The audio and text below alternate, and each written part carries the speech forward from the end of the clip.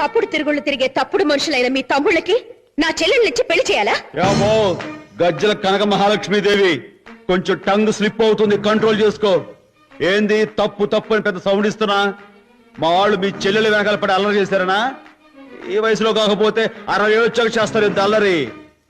ఇక తాగుడంటావా? ఎప్పుడో సరదా కాస్త తాగితే అది పెద్ద తప్పేం కాదు. ఆ మాట వస్తే తమకు తెలుసో తెలియదు, ఈ రోజులో చాలా మంది హై సొసైటీ లేడీస్ మందుచ్చుకుని ఫ్యాషన్ అంటున్నారు. ఇక తనుకునే విషయం అంటావా? ప్రాణం లాంటి వాళ్ళ అన్నయ్యని ఎవడో ఏదో అన్నాడని 4 పీకారు. ఆ మాత్రం దమ్ము లేకపోతే రేపు పెళ్ళయ్యక పెళ్ళాన్ని ఎవడైనా ఏదైనా అంటే నోరు మూసుకోవాల్సి వస్తుంది.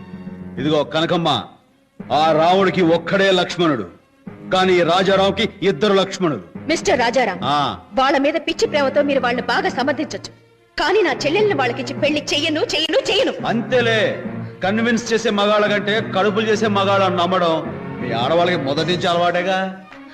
ఏ రోజైతే నీ చెల్లెలు నా తమ్ముళ్ళ మగతనం సవాల్ చేశారో ఆ రోజే వాళ్ళు వీళ్ళకి సరైన సమాధానం చెప్పుంటే ఈ రోజు నువ్వు ఇలా మాట్లాడేదానివి కాదు.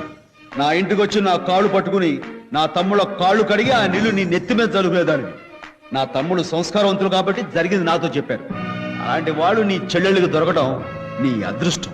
అడ్డమైన అలవాట్లు ఉన్న వాళ్ళు నా చెల్లెలకి దొరకడం నా అదృష్టం అనుకోను. అట్టాగే పుట్టి బుద్ధరియాక నా తమ్ముళ్ళు అడిగింది ఇంతవరకు నేను ఏది కాదనలేదు. ఈ రోజు